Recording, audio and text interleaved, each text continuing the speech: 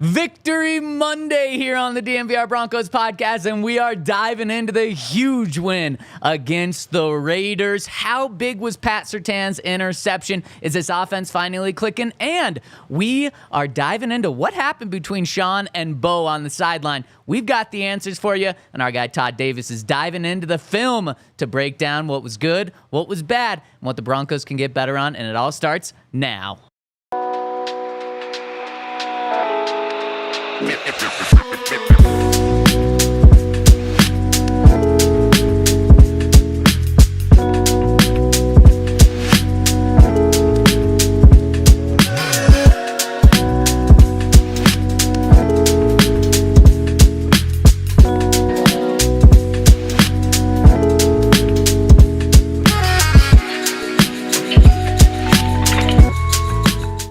Broncos Country, it feels so good after a third straight victory, and we are celebrating it here on the DNVR Broncos Podcast, live from the Toyota Lounge inside the DNVR Bar, where, of course, Toyota Lounge is driven by your local Front Range Toyota stores, and we're presented by Bet365. Use that code DNVR365 when you sign up to get the offers. Fellas, how we feeling today? It was like a good day.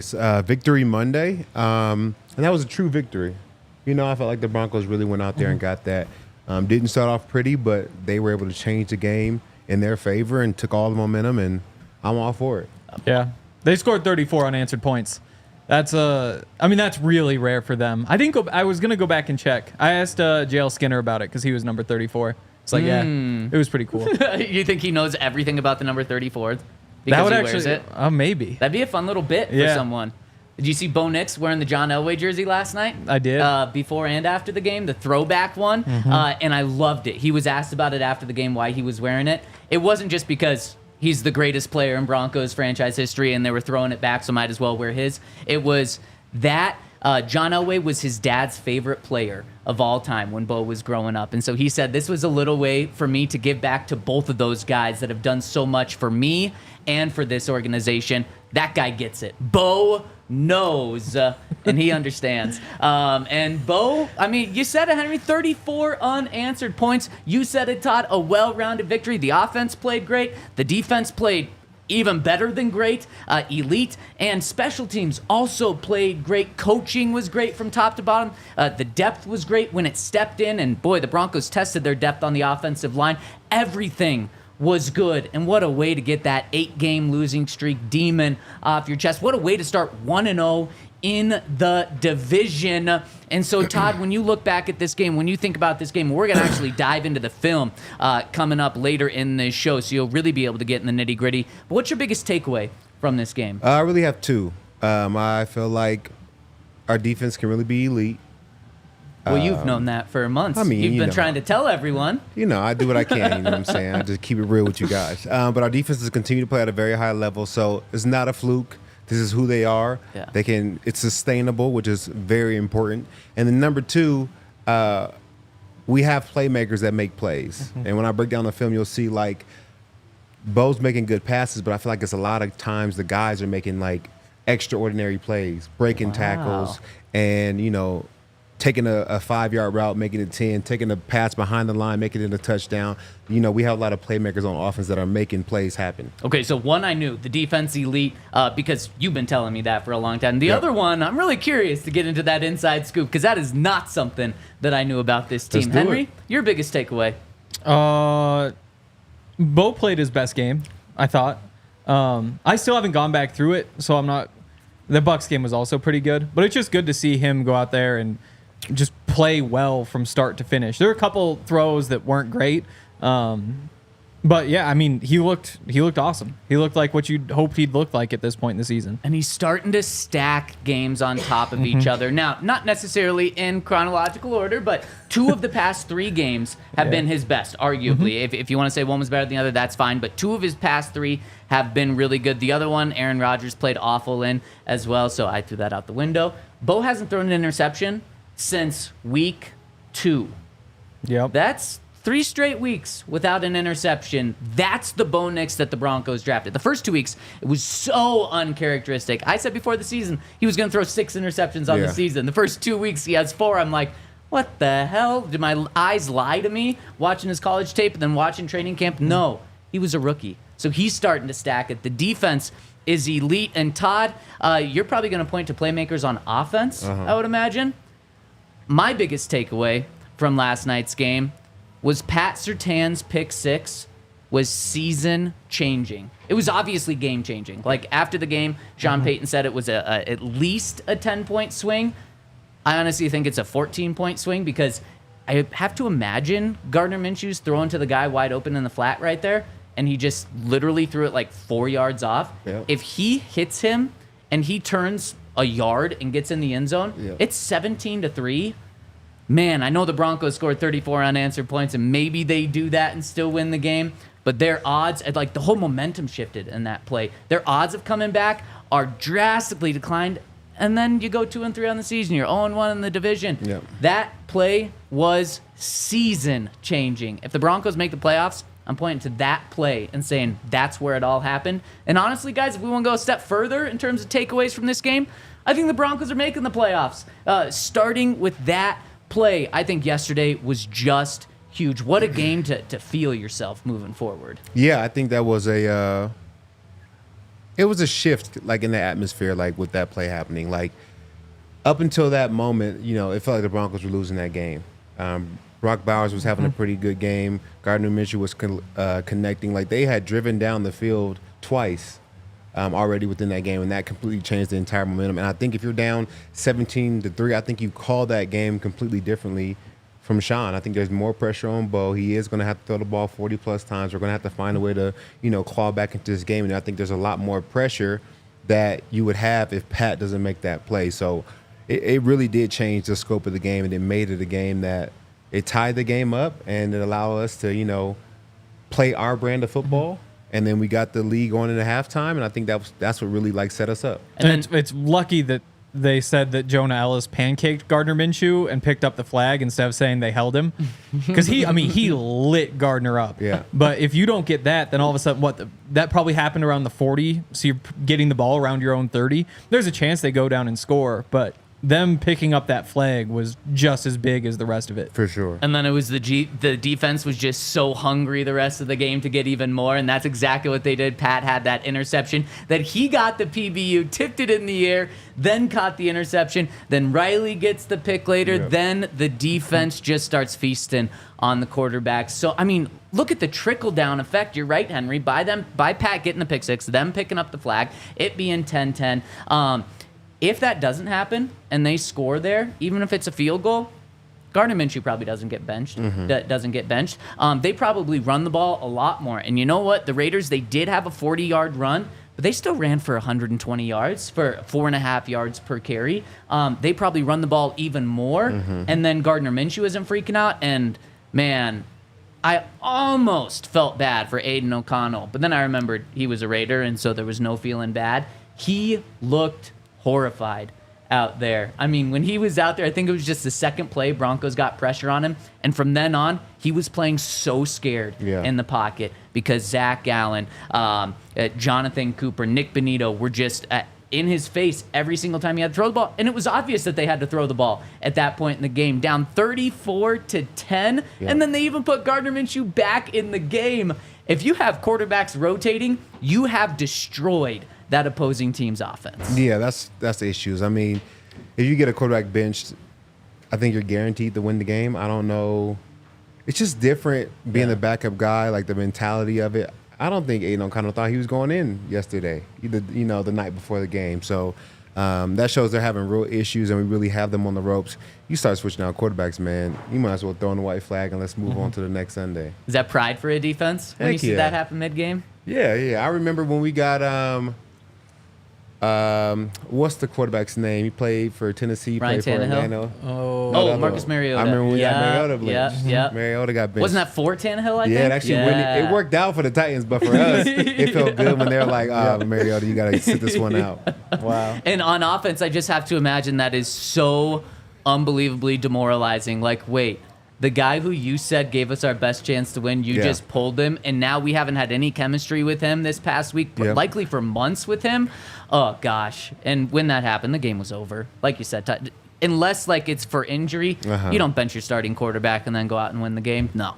No, you don't. And I don't think he was playing that bad. That overthrow in the end zone was pretty bad. That was a pretty bad throw. Yeah. But for the most part, I didn't think he needed to get benched, but nevertheless, it's not my call to make, and I'm glad they benched him. By QBR, he was significantly better than Bo yesterday. Gardner? Yeah, 46.7 versus 26.8. Bo was a 26. They said it was his worst QBR. game. Give me I know. a break. Oh, That's what I'm saying. Shout out to QBR for saying that Bo wasn't as bad in the Jets game as you guys thought. Look at that. So do we believe QBR, or you don't want to believe QBR? We got to make a decision, man. That's QBR for you. Man, what? Bo was sacked twice yesterday? 3 times. 3 times. That was the first time he's been sacked in the past 3 weeks. Yeah. So I guess that was a little tough, but I didn't even think those sacks really impacted the game much at all. Just thinking back without diving into the sacks individually. There was a couple times that like put us behind the sticks and then we had to punt. I don't think there was successful drives after the sacks. Yeah. And then some of it was just dumb play calls and bad matchups. Not to be a spoiler, but did you include the Troy Franklin over in the inside scoop? In the end zone? No, the other one. The deep one? Yeah. No, I did not. Okay. Well, on that play in particular, it's right before halftime. Yeah. And what they pick up, was it 26 yards, I think? Yep. No, it was 20. One catch, 20 yards. And that's one where if you just lead the receiver, then he can just keep running. There's another 15 yards in front of him. He gets to the boundary. Instead, you make him hold up, and he catches it right there. And again, like, still a good play. But there were a couple of those little ones where,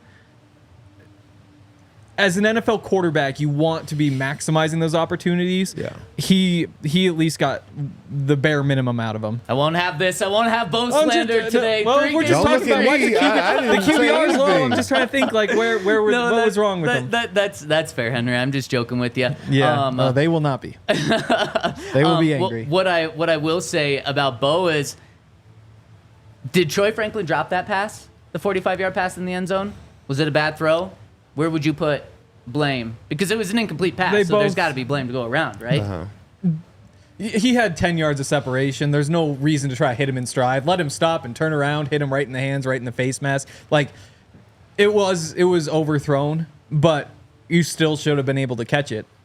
So, Bo they both screwed up. Troy. Both. Troy. Throw a bad pass to Bo, drop by Troy. Give him both blame. Both. Bo? Both. You're saying Both Bo. Troy. Bo. Okay. No, Troy. I think you got to make that catch. I don't think either of them were expecting the play to end up like that. Yeah. But nevertheless, like I think not only did it hit Troy's hands, it hit his arms. Like I know. You know what I'm saying? It wasn't a fingertips, fingertip catch. Like I feel like you know what I'm saying. And that's what we need him to be in this offense. We don't need him to be the scat guy or the guy that does all the crossing routes. Like we need you to be the deep threat. So. Yeah. In my opinion, I feel like he should have caught it. Yeah, and that's where I'm at too. When you pick one or the other, I mean, like you said, Todd, he hit him in the arms too. Yep. But Bo after the game said that was my bad. I got to put it a yard shorter, and yeah, he definitely could have done that. Now, saying all of this, I don't think it helps that Troy has had the biggest drop issues of anyone on this team in training camp and stuff. So I think people kind of jump on him even earlier, like with Jerry Jeudy. Anytime he had a drop, people would jump on him, even though he had a low drop rate after his rookie year. It was just like, man, people just like to jump on those guys. So I think that hurt him. But I'm not down on Troy for that. That would have been an incredible catch. And, it's like, he should have caught it, move on to the next play, boom, there you go. So I'm not down on Troy for the long haul with that. No, and it's just crazy how many times, like, I remember multiple times specifically saying on this podcast, like, hey, the offense isn't working, might as well put Troy Franklin out there because he's going to get open deep, and 1 in 3 times he's going to catch it. Because that's what we've seen over and over and over is that he gets open down there, he just doesn't actually catch the football very often. Man. And this is kind of the first time that the fans have gotten to see that after we've seen over and over and over and over and over again in training camp. It's a good point, Henry. And I loved he's going to be good. Yeah. I love Troy. Yeah, but we're definitely not, and I think that's kind of the point, is we're not out on him after that one catch. It would have been a really good catch, but I think he's got to have it. And Todd, you can't catch this fly, man. What are you talking about? I'm talking about giving a shout out to our friends over at Premier Member Credit Union. And most Americans are living a paycheck right now. And if you're one of them, you got to check out Premier Members Credit Union. They're a financial institution based right here in Colorado. With PMCU, you get local branches, friendly tellers, and the tools you need to save smarter, like a reverse tier money market. It's the account you need to get ahead and stay ahead in this economy. This is an organization that serves the community and the Colorado community in particular, which we are all about here at DNVR. And whatever your goals are, they can help. PMCU is all about creating a better banking experience for their community. So why not see what they can do for you? Check them out at becomepremier.com to learn more. That's becomepremier.com to learn more. And shout out to our friends over at UC Health and their Ready, Set, Go challenge. You know, the challenge is all about getting Colorado back to its rightful place as the healthiest state, and a really healthy thing to have is sleep. You need at least 8 hours of sleep, and they brought along Sleep Prime, which is one of Coach Prime's personas, to help you remember to get 8 hours of sleep. 8 hours is the magic number. That's when you feel at your best. That's when you're ready to take on the next day. You don't want to sleep on sleep. You want to make a good night's sleep a priority. Make sure you put your phone down. That blue light, you know, it triggers your mind to stay awake, stay active. You want to calm down your mind as much as possible so you can get a really good night's rest. You can try some guided sleep apps, some sleep meditation, anything you can to kind of put your body in the zone, get ready to have a good night's rest. You want to plan your bedtime based on your wake up time and make sure you get enough time in bed, so at least 8 hours of sleep. Make sure you're setting your alarm clock. You know you need to wake up. Get your 8 hours. It's super important. If you want to join UC Health's Ready, Set, Go challenge, click the link in the show notes or go to www.uchealth.org/Ready, Set, Go. And shout out to our presenting sponsor, Bet365. Use that code DNVR365 when you sign up. And shout out to the Toyota chat and everyone rocking and rolling with us today. I can tell it's a Victory Monday times 3 with back-to-back-to-back wins because the Toyota chat is popping off. A lot of super chats dropping in, which we'll get to at the end of the show. We've got so many thumbs up already, but hit us with a thumbs up. Really helps us and shows that you like what we're doing here, being here for you 5-6 days a week. Subscribe to the channel. We're almost at 100,000. That would be a huge goal for us to get, so we'd really appreciate it if you hit us with a thumbs up and a subscribe. And speaking of appreciation, yesterday on the sideline, after that 45-yard incomplete pass that went through Troy's hands, that was almost an even a more electric moment in this game. Bo Nix goes to the sideline and starts chewing into Sean Payton. Then Sean turns right back and starts going right at him. And there was a 15-second clip that I think everyone saw on TV, and now it's been circulating through social media. That was only the beginning. This continued for another 5 or so minutes with Bo walking away. Then Sean, here's the clip right here. Thanks for pulling it up. You hear Sean goes and finds Bo and goes back and forth, and they leave. Then Bo goes and finds Sean, and they kind of jaw at it again. Then Bo sits on the bench and gets calmed down by Davis Webb a little bit. Then they jaw again. I mean, it was fascinating. It was exciting what was happening there. What did you guys think about this before we knew anything about what it was about? We talked about it on the postgame show yesterday, and if you guys aren't checking out the DNVR postgame show, you're missing out on the best Broncos postgame show in the nation. But we talked about this yesterday, and the entire panel was like, we love to see it. Yes. You know, we love this kind of energy from a young quarterback. It shows he's passionate about the game. He feels confident in him, what he's calling and decisions he's making, and that's what you need as a quarterback.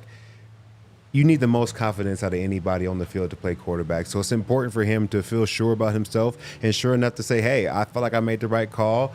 This is what I saw out there. I'm the one out there on the field.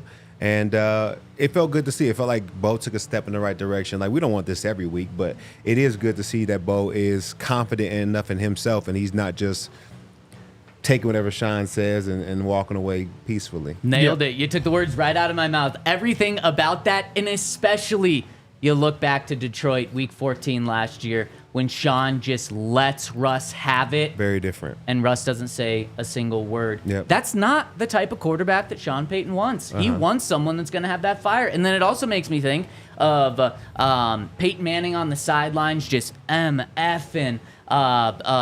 Who is his center? Jeff Saturday at the time. And sometimes you got to have that. But Todd, you're right. You can't have this after every drive. You can't have this every single game. But to see the fire, see the passion was awesome. Now, we'll get to what actually happened, but we just talked to Sean Payton, why we went at 11:15, not 11 today. And he was asked about that, if he likes that passion and fire from Bo, and he said, absolutely. We're looking for passion, and we're looking for people with passion for this game, not other things. It's so important to him. I loved his response. So Sean agrees with us. Henry, do you agree? What were you thinking? Oh, yeah. I mean, it's normal.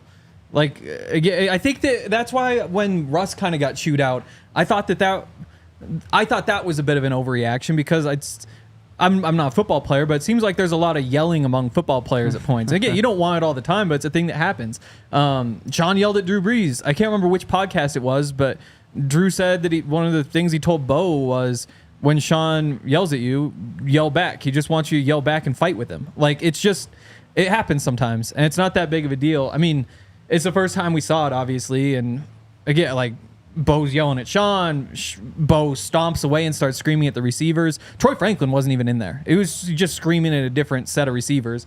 Sean chases him down, takes off his sunglasses. The whole time Sean's showing him the play sheet and all that sort of stuff. But, I mean, it was a very long ordeal. And then the next time, so they go back on the field, they go down and score, and Bo goes and daps up Davis Webb.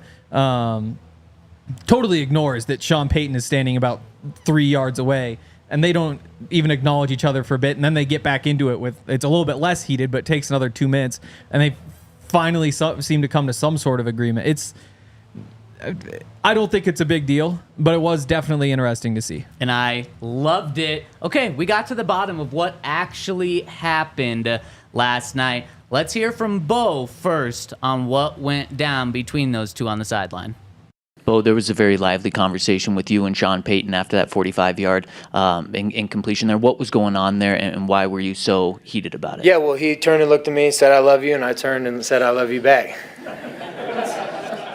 Is anyone a lip reader? Is that what happened? Is that what went down? That's not what happened. I love you a couple more times at once. Yeah. I don't know. Not what happened. Yeah, not what happened.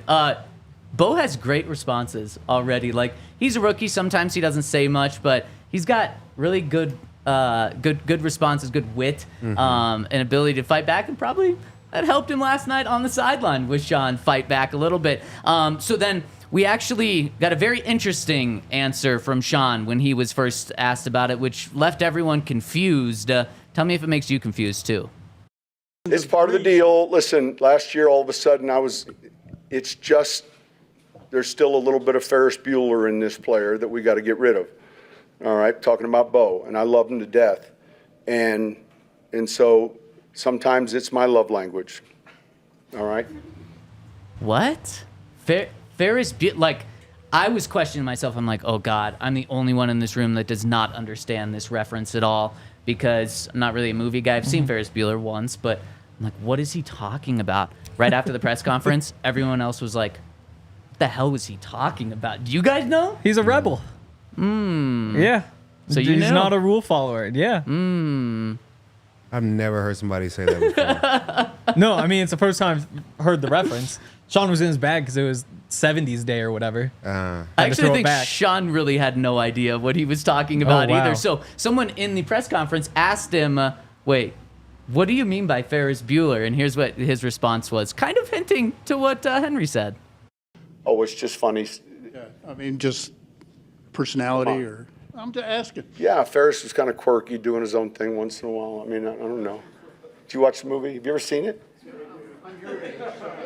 He's still got a little Ferris Bueller in him. I mean, he's got some. We Mischievous. Not that, maybe a little bit, kind of subtly. Look, there are times where you send something in, and then I don't want it flipped, and then it gets flipped because and so it's all good. He works his tail off, and I am that way, and so it just is what it is, and yeah, that's it. I think you hit it, Henry. A little rebel. And among all the Ferris Bueller hubbub and funny and joking with that, Sean hit it right on the head. At the beginning, he said, I'm not going to get into it, but then he got into it. He said, He flipped the play. I didn't want it flipped.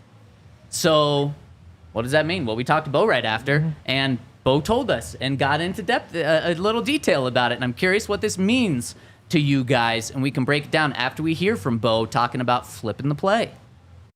A simple play, we had it flipped. He wanted it to the boundary, and we just kind of got confused there in the huddle.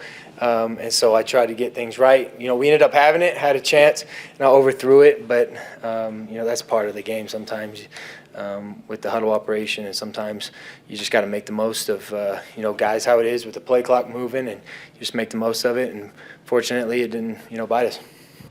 Okay, so what does he mean? Let's unpack this. What actually happened? What broke down? Yeah, so I guess the play was flipped. He wanted it to the boundary, and he had it to the field. What do you mean by that? Just probably could have been like It's flipped. gun left, trip, Z right, and then he wanted it gun right, trip, Z left. And just with him calling it differently, it changes the way the defense is going to adjust to it. So there may be something on film that I see when we have trips into the boundary. This is how the defense adjusts. So that's how we get the shot to Troy Franklin that we want. If he calls to the field, it's not going to be the same because the defense won't adjust the same if it's to the field. So I think that's what Sean is saying. I think in particular, it's the fact that on the right side, the cornerback is Jacorian Bennett, who's had an awesome season and ran a 4.3 flat 40-yard dash. And on the other side, you've got Jack Jones, who ran a 4.51 and is not Jacorian Bennett. And so if you're trying to get Troy Franklin deep against one of those guys, I would have probably gone after the slow guy, and Sean called the play to go after the slow guy. But then the fast guy screwed up anyway, so it didn't matter. I love that. And that's what happened. Now, what's interesting is, was Bo a rebel? Was Bo a Ferris Bueller? Was he stealing Sean Payton's car and intentionally flipping it to get the ball to Troy Franklin, his guy? Or was there kind of a miscommunication in the huddle? Because was it a miscommunication in the huddle? Was it miscommunication with Sean relaying the play? Maybe that's why Sean kept pointing at the play card on the sideline to Bo. We probably won't ever know that if it was truly Bo being a rebel or if it was a miscommunication there, but I think that's exactly what happened. And I love that because it didn't result in the touchdown, it caused this firestorm, even when the Broncos are kind of running away with this game. I love that there was that passion there. I'm curious if that happens, if Troy Franklin catches the touchdown. And I would say it probably not. is Troy Franklin running the route regardless of which side it's on. Yeah, probably so. Yeah. But probably not. Probably like, when everything works out, it's kind of like, hey, that was supposed to be to the boundary, right? Yeah. and you just keep walking, and it's nothing more than that. It is interesting because I feel like this is the first, little jab. Like, Sean hasn't thrown any jabs at, Bo this entire time. He's been very complimentary of him and his game. Even when he's had bad games, everybody else needs to do their part and step up. This was his first little jab. It's not a big jab, and I feel like it was all, kind of joking. Yep. But, it's the first time he's kind of said, It's a great point. he did something I didn't like. Yeah. And you can't say that after he throws for 60 yards.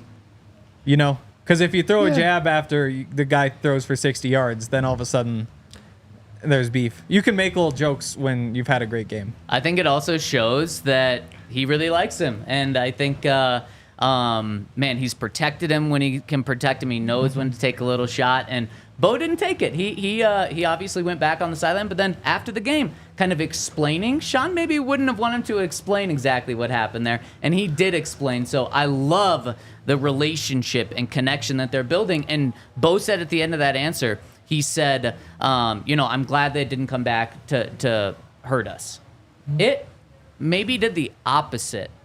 Bo, and shout out to RK for pulling this stat out. After that play, Bo went 5 for 5 for 50 yards and a touchdown after this. So Bo might play better when he's angry, might play better when he's pissed off, might play better when there's a fiery Bo on the field. Do you think that Devon Vele takes Troy Franklin's roster spot next week?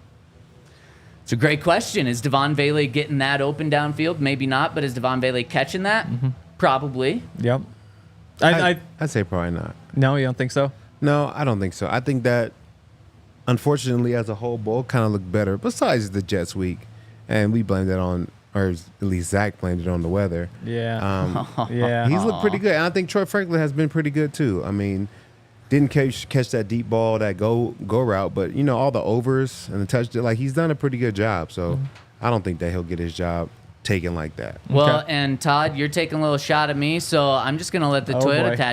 chat take a little shot. As Kennedy says, Zach, please let Henry and Todd know that Bo played better than Aaron Rodgers 2 weeks in Oh, a row. Let's go, Kennedy. Keep speaking truth. And speaking of good, I want to give a shout out to our friends over at Breckenridge Distillery, where if you want award-winning, which I'm pretty sure meets the category of good, Breckenridge Bourbon is that. Their 2024 Broncos Bourbon Blend hit the shelves this past August across Colorado retailers, and it is fantastic. It is great to drink in drinks, but it's that quality where you don't have to add anything to it for it to just be a great bourbon. And of course, just the kicker with this is they've got the awesome Broncos logo and branding with it as well, including the new 5280 signs that the Broncos are using. It's a really cool looking bottle,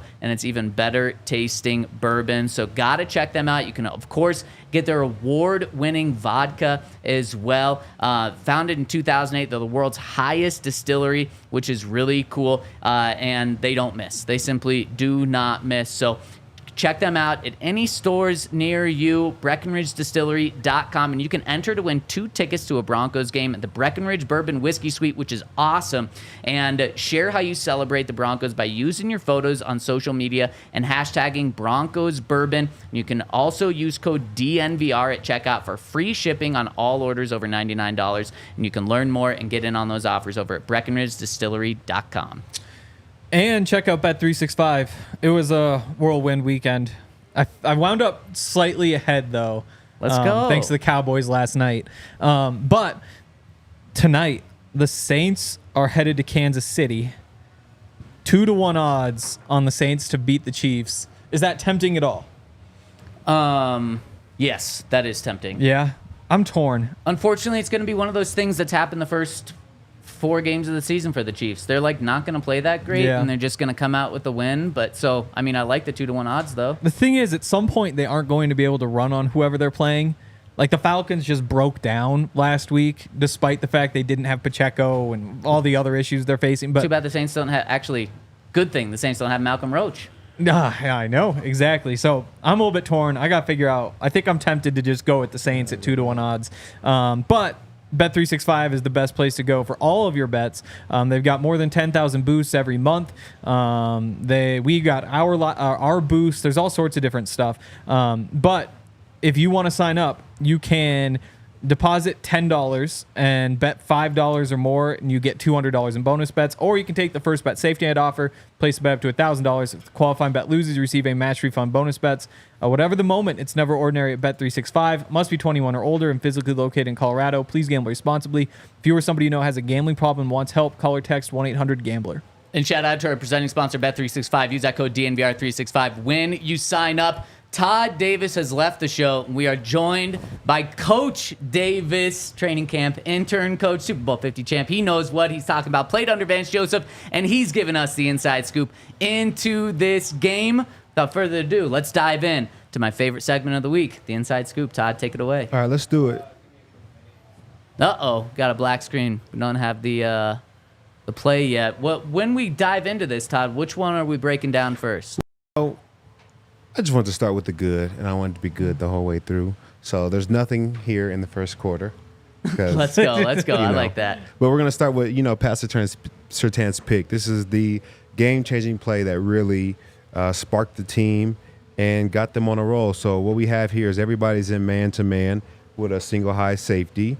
And Pat does a good job of keeping outside leverage. So this receiver is going to fake like he's going across, and then he's going to end up running an out-breaking route. You're getting the over on the backside. And then between these 3 players, they have the 2 tight ends and the running back. And unfortunately, somebody we don't have to highlight any linebackers. Somebody, lets Brock Bowers go free.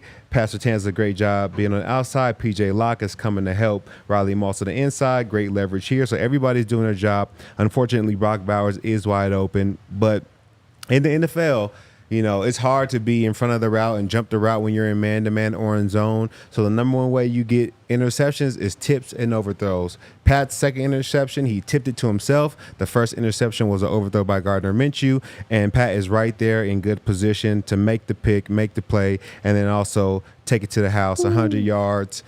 He was running like a gazelle, and he looked good, man. He did. And he said after the game, when he saw the flag, he thought, oh no, I'm tired. And it was so relieved when they picked it up. 100-yard pick six, the second longest pick six in Broncos history. And he joins history. Him and one other guy for the Seahawks had 100-yard touchdowns on defensive plays. Same day, right? It's the only time that's happened in NFL history. Yeah, it's crazy. It was a great day for defense yesterday, at least our defense. Exactly. I think the Broncos need to use Pat on offense. Wow, you're diving into a whole nother conversation. Yep. I've seen enough. I think it's time. I think watching Travis Hunter has convinced me. But, you know, I mean, if you get toward December, say you're sitting there like 8-5 or something, the offense is still kind of hit or miss. You're still, you know, a lot of little Jordan Humphrey. You're not really getting everything you want in a passing game. You throw Pat out there for like 10 plays a game. I think it would work. You wanna tease on this, Henry? Yes.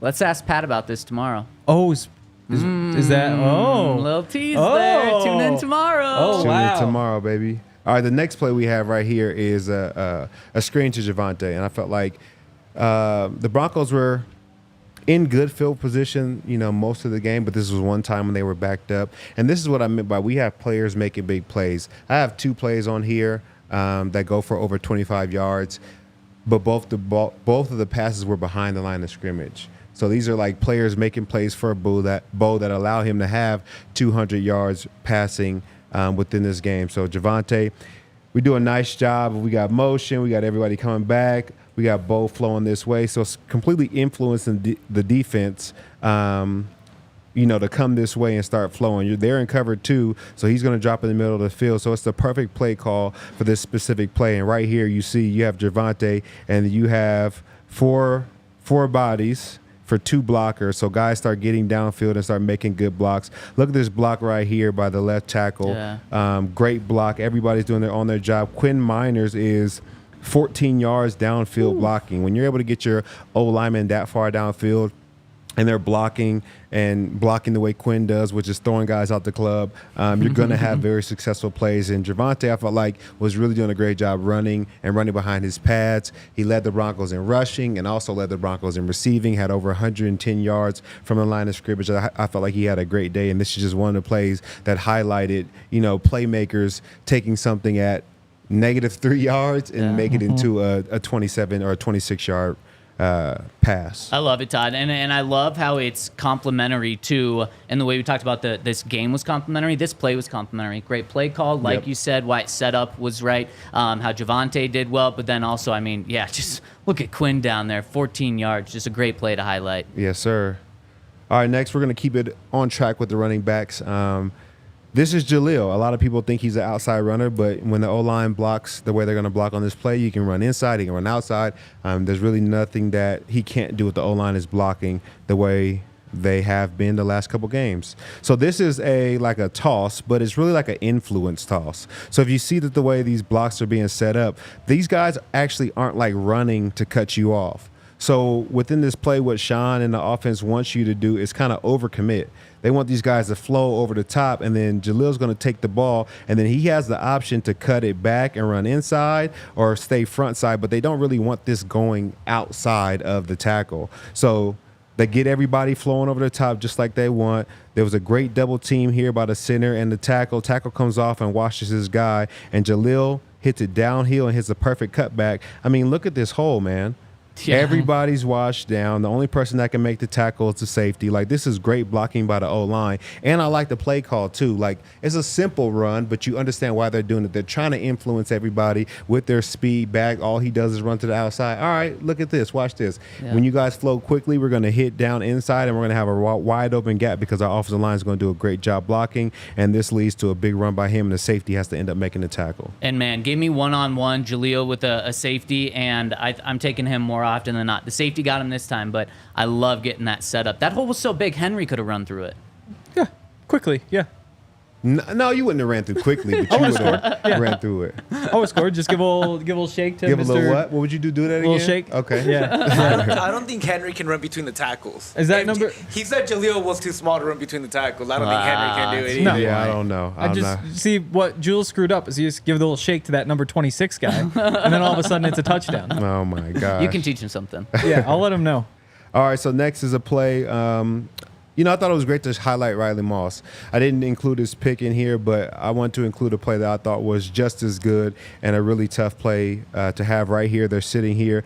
I can't see the entire coverage, but it looks like cover 3 the way that Brandon Jones comes down to the box. We got curl flat hook there, and then we have Riley Moss right here one-on-one because he's going to have this deep third. And the tough thing about this is it's a double move. So they're going at Riley no matter what. Like, this is where the ball is going to go. You're playing opposite of Pat Surtain. They're going to try to take advantage of you. So they give him the double move. It's actually blocked up pretty well. So it's literally on Riley he's the only person that can make this play. He's the only person that can stop it. And he does a great job of being stride for stride with the receiver. And they always say, don't swipe at the ball because you'll miss it. Just put your hands right through his hands. And that's how you are able to get PBUs and pass breakups. And this is 2nd and 9. When the Raiders are trying to get back in momentum, we've taken the lead. It's the beginning of the 3rd quarter. And I feel like this was a huge play that he makes that I've seen a lot of corners give up. I think it's easy to get beat on a double move when you're the only one out there and you're on an island. So Riley Moss is playing a great game. Not only is he making picks, he's getting PBUs, forced fumbles. I think he's having a really, really good year. I love that you brought this up. And Todd, maybe I'd be playing in the league if I was given that tip in high school. You don't swat at the ball. You play the hands. Yeah, And that's you just exactly what he did here. Stick your hands in there. Man, Pause. love it. Or just catch it. Well, he did that later. He did that Yeah. too. He did that too. This next one is, Justin Stranad. I feel like he's been playing really, really good football the last 2 days. So this was a TFL by him. We're in our base defense, so we got 5 on the line. We got two linebackers, and we got the back end in a shell. And so they're going to run motion here, and we call this like a slash play. So when your coverage comes back, you have to fall back. So Justin does a good job of falling back and taking his gap. So you can see Justin right here. He fell back. He's going to fall back when this guy tries to come and blast our outside linebacker. He's going to be able to fit right in between the crease. So when they flash this guy back, there's going to be a crease that's created between the tackle blocking down on the D lineman and this tight end going to block the outside linebacker. Justin Stranad does a great job of filling this crease that you see right here and absolutely stones the running back in the backfield. And I thought this was a great play by him. This is a TFL. This is not just a regular tackle. This is not a tackle 10 yards down the field that goes on the stat sheet out of tackle. Like, TFLs are hard to come by because you have to know your job and you have to execute it very quickly. And I think he did a great job of stunning the running back and making this play right here. Snod's playing out of his mind right now. Yep. It's awesome to see, so I'm happy you highlighted him. And I told him about it, man. He got to keep it going. This next one was Marvin Mims. He had a 38-yard return that ended up setting up a score for the Broncos. And I thought the entire day the Broncos were really in great field position, whether it was the defense keeping the Raiders backed up, so when they punt, they got the ball in good field position, or it was other guys like Marvin Mims having big returns that ended up setting up scores for our offense. So you see Marvin Mims getting down the field. And first of all, I want to point out Tremon Smith. He does a great job of this one-on-one block. Sometimes when you're out there on the edge as a gunner, sometimes you get double teams, you get 2-on-1 where you have to guard, where it's 2 of you guys trying to block one guy. That's an easier block. He's beating this guy one-on-one and allows Marvin Mims to come and capture this edge. And he's also our returner. Like, you got to give him some credit. You know what I'm saying? Because if he's going to block for you, you got to be able to know that as a team, like, he's putting his heart and soul in blocking for Marvin. So when he's back there, we got to put our whole heart and soul in blocking for him. So he does a great job of allowing Marvin Mims to capture this edge. And then also, I couldn't tell who this was, but I'm just going to say it's a linebacker because that's what I want to do. But the linebacker does a great job of, what's like a hit by tackle. So this is a tough situation to be in because you don't want to get called for a block in the back. So you kind of push this guy on this hip and kind of turn your shoulder so that it looks like you try to run by him. But this linebacker did a great job of, creating this edge. And Marvin Mims, when he has the edge, I feel like there's no really catching him. Everybody's just running from behind. So he does a great job of getting downfield. Like I said, 38-yard return, and this really helps set up our Broncos offense for another score. Yep. In the second half, the Broncos offense ran 31 plays. Only 7 were on their own half of the field. Yep. The Raiders had 6 drives, and they only got to midfield once. Love So basically, that entire second half, they just played on the Raiders' half. Yeah, they did a great The whole job. game was on the Raiders' half. Yeah. All right, this next one. So this is another play from Little Jordan Humphrey, who has been consistent. Since last year, I think Little Jordan Humphrey is breaking tackles, making plays, and extending plays, and he continues to do it. And this is another play. This one goes for 27 yards, and it's also a throw from behind the line of scrimmage. So Bo had a great game yesterday, but there's about 60 yards in this breakdown of plays that the offense is making or playmakers are making. And that's what I wanted to say, is that we have playmakers on offense. Like, Bo's not throwing the ball 30 yards down the field, 40 yards down the field to get these 200-yard games. Like, we're having playmakers make plays, and I think they should get credit for it. Yep. So Lil Jordan Humphrey gets this ball behind the line of scrimmage. You got blockers out front, but they have more defenders than we have blockers. So in all actuality, this should be a 1-yard gain. This is a linebacker. Yep. The linebacker should make the tackle right here. But Lil Jordan Humphrey, strong, fast, he's dynamic, he makes plays, he breaks this tackle, and then goes on to break another tackle by the corner trying to come off, and then ends up taking off and turns this into a 27-yard run or a 27-yard catch. And I think that's all him. That's all playmakers making plays, because in all actuality, it was an okay play call. It was an okay situation. We get the first down on 2nd and 1, but we don't do plays like this unless our playmakers make those plays. So this was all Little Jordan Humphrey. I thought he was taking it to the house just like he did last year, I think, against the Chargers. When he took that and broke like 4 tackles. This was like the exact same play. He just got taken down right before, though. But huge play. Yeah, he has that ability. Like with Gervonta, if you ask him why he breaks tackles, like, a lot of guys don't even know why. It's just something I do. Like, I can feel the tackle. I have enough balance to stay on my feet, and I feel like he has that same ability to kind of run after the catch. He's hard to bring down. I think he needs more opportunities. Yeah. And this is the last play. I think they love running Jalil to this right side, behind the line of scrimmage. This was in sequence, that last drive. So you have the Marvin Mims 38-yard touchdown. They have a few plays. You have the Lil Jordan Humphrey 27-yard play, and now you have Jalil that's going to punch it in for a touchdown. So he catches this ball at the 14-yard line. So I know it goes on paper as a 4-yard catch, a TD catch, but I mean he has to make 14 yards to get there. Yeah. So it's a lot of pressure on our playmakers to make plays. And yesterday they all did what they needed to do. Great blocking by Burton to give him a lane to run through, but the playmakers are making plays, man. They're doing a good job. And speaking of just throwbacks, that was a throwback to the Tampa Bay game where on 4th down, he makes a play to get the touchdown and really kind of give momentum to the Broncos. He did it again there. I love that. And I love that. The playmakers took that drive over, Todd. Love you showing that. Yep.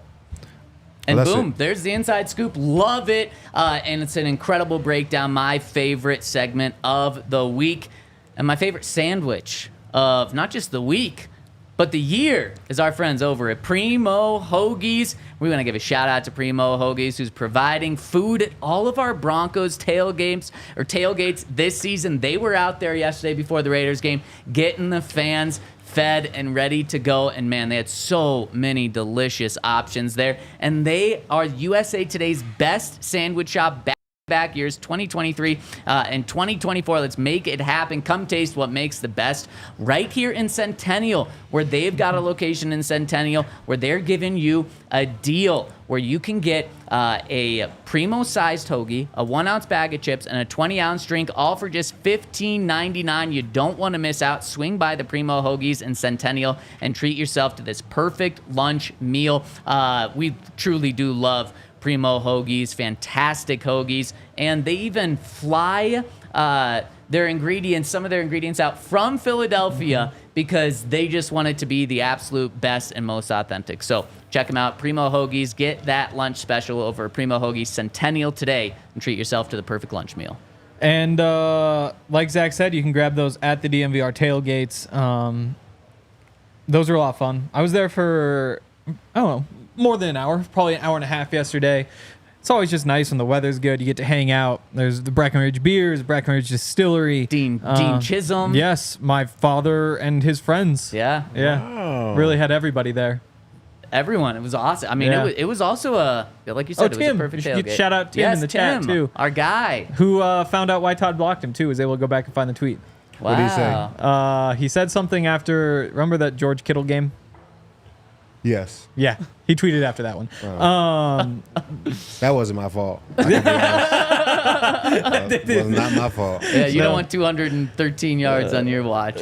No, I can go play by play. I can break it down. I believe you. I believe you. But I won't do that. I heard you only covered him in the second half. Covered him in the second half? Yeah, when he didn't have a catch in the second half. Yeah. Well, I can tell you when he did have some catches, and I can tell you who was at fault, but we don't have to get into that. Okay, you know? good to know. Good to know. But yeah, so everybody was there yesterday, and you should be there too. We've got a bunch of other events. You can go to our takeovers. Thank you. Yes, coming Our up. takeovers, Avs games, Nuggets games, a bunch of options. But yeah, vdnvr.com/events. You can check it all out. Post them on DNVR_sports on social media too. Man, Broncos Country is popping. We got to dive in to the super chats and shout out to everyone who's tuning in. Fun show today. The comment section's been popping off. Hit us with a thumbs up really quick. And let's dive in to these super chats because we've got a lot of them. First one coming in from our friend, the Blind Swordsman, who says, hot take. I wish we could play or pay Bo the Wilson money. I have been yearning for a leader like this for 8 years. Wow. God bless Bo Nix. Way to be that guy.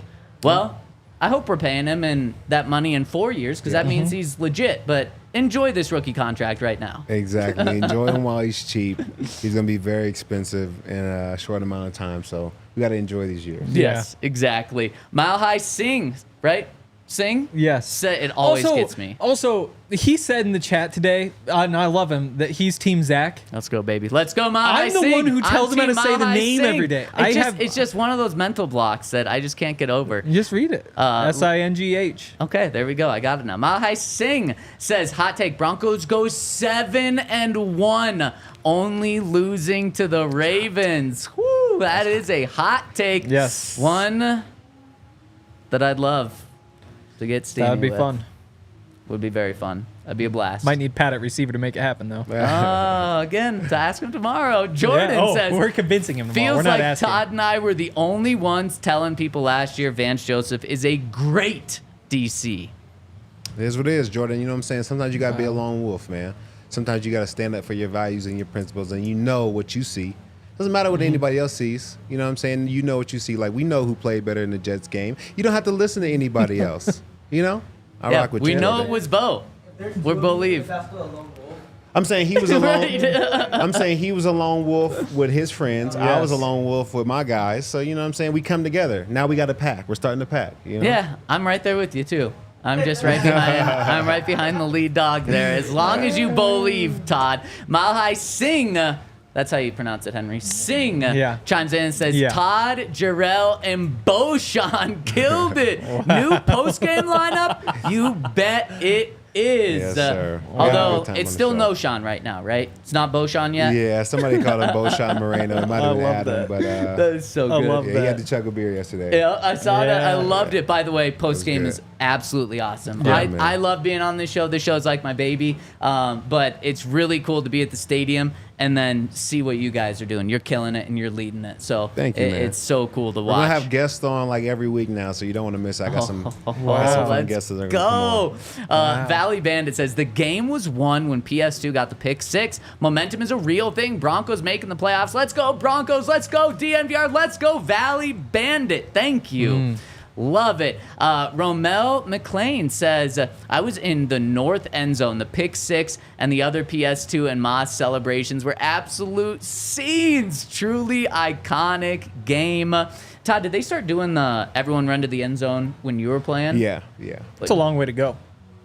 But it's worth it because you know you don't have a play right after, so it's like, That's well, you know true. what I'm saying. Okay. Once you get down there, you Yeah. take your picture, you look good. Yeah. Yeah. Then you take some oxygen. Yeah. and chill.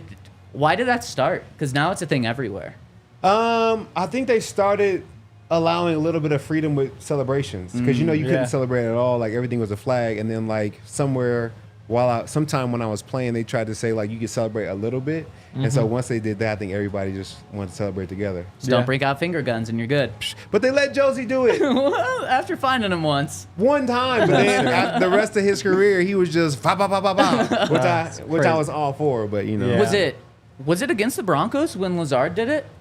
Yeah, and got fined. Yeah, or no, did get fined, but then also got flagged. Man, so that makes sense why do it. And then you have your whole gang there with you. So I love that. I do get like, you can't just shoot at somebody, you know, but Like there's Draymond Jones in the joint practice with the Cowboys. For example, yes. For example, that one, like, I get the rule. But if a guy wants to be shooting air guns, I mean, it's not like it's a real gun. yeah, It's not even could an air be gun. water, It's could your be fingers. airsoft. Yeah. Who said it had to be Totally. a? You know what I'm saying? It doesn't have to be bullets. Yeah, it could be Totally. water. Yeah. People love paintball. We need a new name for it. Water. A water squirter. There Yeah. we go. There we go. I don't know. All those guys will be Okay. squirting I don't on want the to talk field. about that hand gesture with you. Yeah. Jacob Weddle chimes in and says, Sean Payton is 47-16 in October. Never bet against Mr. October. And I'd rather have a quarterback that barks back at the head coach than one that stands there like an 11-year-old being dang. disciplined by the principal. Don't know who you're referring to, Jacob, but yeah, go Bo. Yeah. Mile High Sing, I'm getting it, Sing says, Herbo with a bum ankle and injured O-line. This is a dub. And, of course, he's referring to the Chargers coming into town this coming weekend. I'll tell you what, if I'm any quarterback dealing with mobility injury, I don't want to play against this defense because they're going to be getting after me left and right. Ryan says, offense looked amazing yesterday. Is this a sign of more to come or just how awful the Raiders truly are? Thoughts? We know that defense is elite. This week is going to be the real test. They do like the EPA per play. So EPA, like expected points added on each drive. They have a success rate. So whether you improved your expected points that you're going to score didn't on any given play, the Broncos and Chargers are tied with the best defense by EPA success rate by play. I think they're both at like 34.7%. So in theory, these are the two best defenses in the league playing next week. Wow. Yeah. I guess shout out Jim Harbaugh for totally turning that team around because their defense was terrible last year. But I mean, it's also just kind of like an old defense. And so if they're healthy, if you get like Joey Bosa and Khalil Mack, like they may not be what they used to be, but they're still like good players. So yeah, I think healthy they might be just fine. Man, interesting. That's a really good point. And, I don't even know if they're stat healthy. there, Henry. Cord says, I grew up in Colorado, but I'm now a pastor in Gainesville, Florida. I miss Colorado, but go Broncos. I listen regularly, so thank you for keeping me up to date on everything Broncos. I'm a believer. Let's go, Cord. Wow. Thank you for tuning in. And that's one of the things we love about this show and this platform that we have is we can connect with people in Denver and in Broncos country, but also Broncos countries all around the world, so that's a big thing too. It feels like you could have just said, God bless Bo Nix as a pastor, and it would have made a lot of sense. Wow. Wow. God bless Bo Nix. Shout God out bless Tony America Scheffler. and God bless Bo Nix. And Pete K says, I bet that guy loves Tim Tebow.